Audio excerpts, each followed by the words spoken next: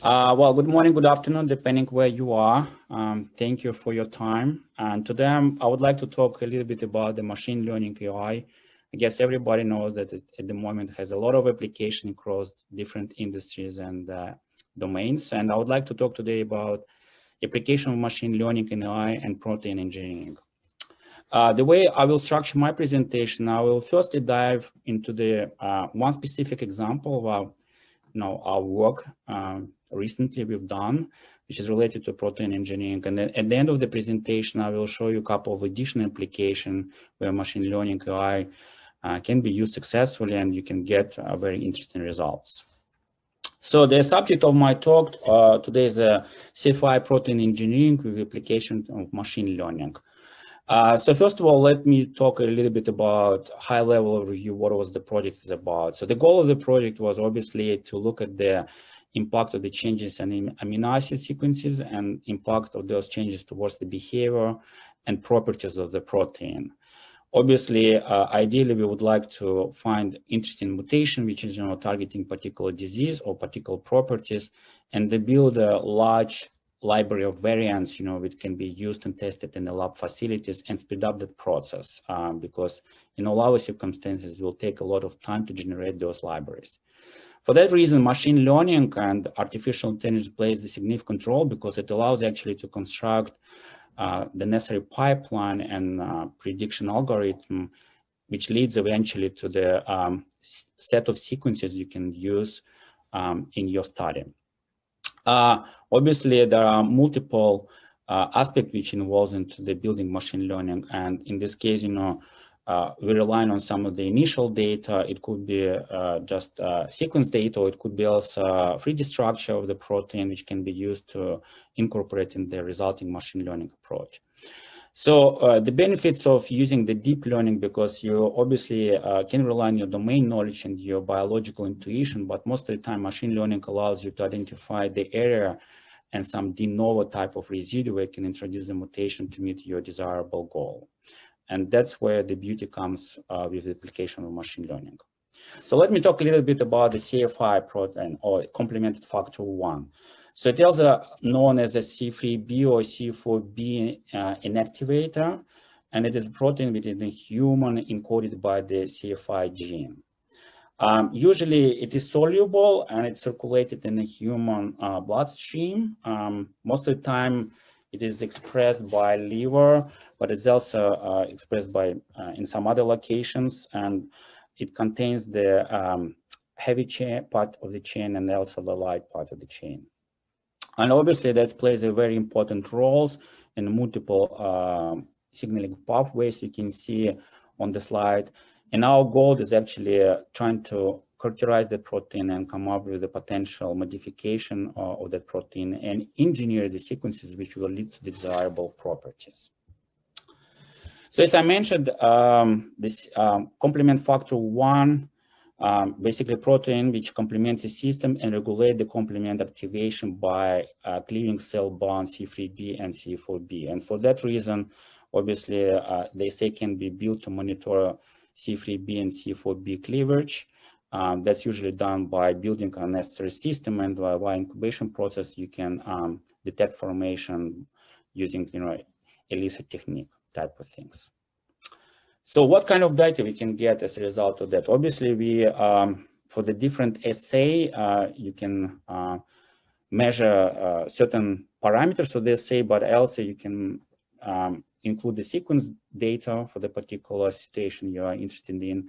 And also you can measure C4C screening activity and also C4C AC50 activity, and that's the same applies to the IC3b screening values and IC3b AC50 activities. There are two venues here to follow up in terms of the application of machine learning. So we can, based on frequencies of appearing certain amino acid in the sequence, and that would be our input in the machine learning. But also we could apply on the whole structure of the sequence and the position of amino acid in the sequence, and then build the model which takes into account the structural aspects. So we actually decided to follow up with the structural aspect, and the reason for that, because we want to identify the position of de novo residue which leads to where we can introduce the mutation and which leads to the desirable properties. And in order to achieve these things, we can apply coding of the sequence in terms of the matrix. That's usually done by one-hot encoding process, where you have the sequence and then the sequence is coded into the table or matrix, let's put it this way, as you can see on the slides. And as a result, you will get about 2,400 let's say tables, depending on your training set. In our case, we have about 2,400 sequences. And this forms is our training set for which we know activities, and we can build the machine learning model further down. The way we decided to tackle that problem, not necessarily related to the regression aspect, but we decided to do the classification, meaning that the outcome of our prediction will be AC50 activity, which will be in a certain range. So that problem becomes more classification problem into the appropriate ranges of AC50 activities, rather than just doing direct regression on the values. And it's more stable and robust. The way we design our usually machine learning architecture obviously depends on the problem you have in hands. And obviously we apply a lot of optimization on the top to show that we actually build very optimal structure for machine learning in order to achieve certain results. For that particular application, it had two components, obviously, one which comes before the compression layer, which requires also one-hot encoding type of step, but also the compression layer, which actually squeeze all those huge set of matrices into something more coarse, and I would call those coarse features. And those coarse features are used to train the model using the number of hidden layers and then predict and produce their output. So this is the general structure of the neural network.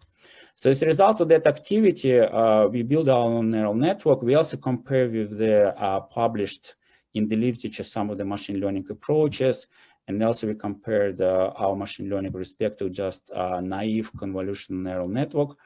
And we see that the approach we choose as our default approach has a better sensitivity and selectivity for classification problem, and gives us the confidence that we can make appropriate detection of the residue for the mutation, and also make a future prediction and filtering the sequences which meets the target. So we're actually interesting for the high AC50 activities and the mutation which leads to high AC50 activities. Okay, so this is the general structure of the CFI protein. As I mentioned before, it has a A chain heavy one and a B chain light one. We were particularly interested to make the mutations in serine protease domain, SPD domain, but we also look at the other domain, mainly in the A chain and the de novo residue, which potentially may lead to high AC50 activity, and that's something out of the scope of the conventional consideration by the biologists or protein engineers, but it still provides some insightful information in terms of where you can also put some of the mutations. And there are two approaches here. One is, as I mentioned, is a knowledge-driven biological selection, meaning that that there are some loops in SPD domain, which does play the important role in activity and the binding properties. So, and then in those are loops, for example, particular residue, and then you can try to mutate about those residues and produce possible variants of your sequence of the original protein. And that's one of the approach. And the second approach is purely based on the machine learning driven biological selection. Then machine learning tells you those are residues sensitive towards the producing modification in AC50 and suggest you to mutate around those residues. And then obviously you need to run the second time machine learning to filter out the sequences which leads to decreasing the AC50 activity versus to increasing, and only keep one which leads to increase of the AC50 activities. So, but the question is still there in terms of how far you can go from those residues and what you need to mutate. And from that point of view, obviously we need to bring 3D structure of the protein into the game. We need to look at the distance matrix between amino acid and the 3D structure. And then we need to look to neighborhood of the particular residue of our interest. And we decided to focus on the distance about 7 angstrom, This allows us to limit what we can mutate and produce the limited number of the sequences for further considerations. So once we formulated all those aspects in place, the remaining equations is actually what we're going to substitute at the position we identify as a possible mutations. And there are obviously a lot of combinations if we're talking about all possible scenarios across the 20 amino acids. And for that reason, we decided to focus on only 3 mutations around the possible residue. And also we look at the substitution matrix and we choose the unlikely mutations between amino acids instead of more likely mutations. So we are looking to that matrix and we picked up unlikely mutations and then make substitution and the residues and position we identify either from the knowledge-based approach or machine learning-based approach. So maybe a few words I need to say in terms of compression.